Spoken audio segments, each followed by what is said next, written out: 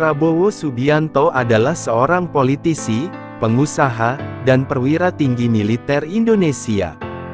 Ia menempuh pendidikan dan jenjang karir militer selama 28 tahun sebelum berkecimpung dalam dunia bisnis, politik dan pemerintahan. Lahir di Jakarta, masa kecil Prabowo sebagai putra ekonom Sumitro Djoyohadikusumo banyak dilewatkan di luar negeri bersama orang tuanya. Karena pengalaman ini, Prabowo fasih berbahasa Indonesia, Perancis, Jerman, Inggris, dan bahasa Belanda. Minatnya pada dunia militer dipengaruhi oleh pamannya, Subianto Djoyohadikusumo, yang gugur dalam pertempuran Lengkong. Selepas lulus dari Akademi Militer di Magelang, pada tahun 1974 sebagai seorang Letnan II, ia menjadi komandan operasi termuda dalam sejarah Angkatan Darat saat memimpin operasi Tim Nanggala di Timor Timur. Karirnya melejit setelah menjabat sebagai Wakil Komandan Detasemen Penanggulangan Teror di Komando Pasukan Khusus pada tahun 1983. Pada tahun 1996, Prabowo diangkat sebagai Komandan Jenderal pada korps tersebut. Saat menjabat, ia memimpin operasi pembebasan sandera di Mapenduma.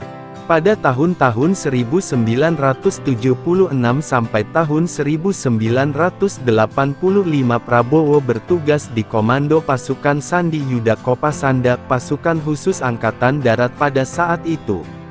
Tugas pertamanya adalah sebagai komandan peleton pada Grup I, para komando yang menjadi bagian dari pasukan operasi Tim Nanggala di Timor Timur.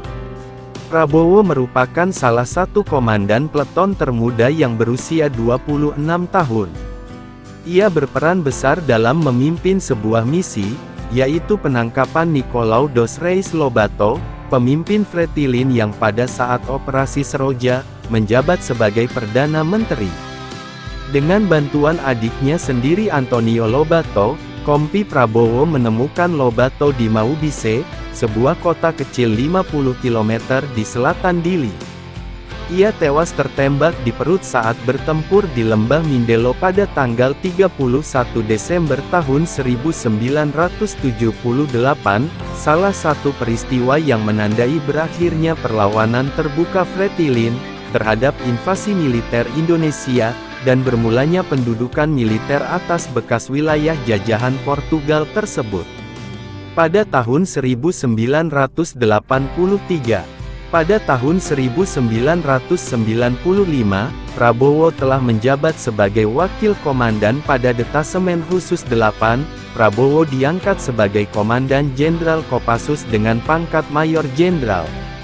Sebagai Komandan Jenderal, salah satu tugas pertama Prabowo adalah operasi pembebasan sandera Mapenduma, memiliki pengalaman dalam menangani operasi pembebasan sandera, yang paling dikenang adalah keberhasilan menyelamatkan penumpang Garuda DC-9 Woyla di Bangkok pada 1981. Operasi ini berhasil menyelamatkan 10 dari 12 orang peneliti yang tergabung dalam ekspedisi Lawrence 95, yang diculik oleh gerilyawan organisasi Papua Merdeka (OPM). Meskipun diwarnai insiden penembakan Komandan Sat 81 oleh anak buahnya sendiri, namun operasi ini dianggap berhasil, karena telah menyelamatkan nyawa para peneliti yang berkebangsaan Indonesia, Inggris, Belanda, dan Jerman. Pada tanggal 20 Maret tahun 1998, Prabowo diangkat menjadi Panglima Komando Cadangan Strategis Angkatan Darat, jabatan yang pernah disandang ayah mertuanya Presiden Soeharto. Pengangkatan ini terjadi hanya 10 hari setelah Majelis Permusyawaratan Rakyat memilih Soeharto untuk periode kelima sebagai presiden. Selain sukses dalam bidang militer, Prabowo juga masuk dalam dunia politik. Sebagai Ketua Umum Partai Gerindra, Prabowo Subianto bersama Hatta Rajasa, maju sebagai calon Presiden Indonesia ke-7 dalam pemilihan umum 2014, namun diungguli oleh pasangan Joko Widodo dan Yusuf Kala. Dan pada pemilihan umum 2019, ia mencalonkan diri sebagai calon presiden dan berpasangan dengan Sandiaga Uno, namun juga gagal lagi. Sebagai seorang pejuang maka tidak ada kata kalah atau menyerah, sehingga pada Rapimnas Partai Gerindra tanggal 13 Agustus tahun 2022 di Sentul, Prabowo menerima pencalonannya sebagai presiden pada pemilihan umum Presiden Indonesia 2024. Apakah Prabowo akan gagal dan gagal lagi? Hehehehe, semoga berhasil ya Pak. Meskipun sebagai partai oposisi, Prabowo bergabung dengan Bapak Jokowi.